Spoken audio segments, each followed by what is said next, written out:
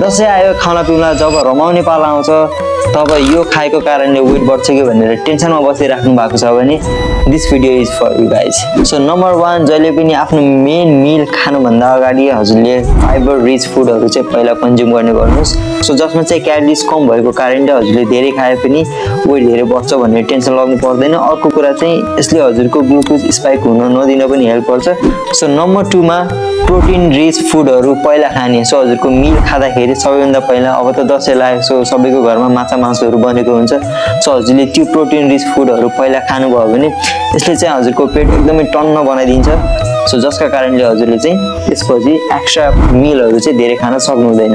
And the third one is हजुरले आफ्नो activity level बढाउनु पर्यो। निट होस् अथवा इट होस्, सानो डिस्टेन्समा कार बाइकहरू युज गर्नुको सट्टा हजुरले मजाले वाक गरेर आफ्नो डिस्टेन्सहरू कभर गर्न सक्नुहुन्छ। घरमा भाइ बहिनी आमा बुवालाई काममा सघाउन सक्नुहुन्छ। सो यसरी आफ्नो जति सक्दो एक्टिभिटी बढाउने। And the fourth one is हजुरले लिक्विड फुड्सहरू सक्दो कम गर्ने।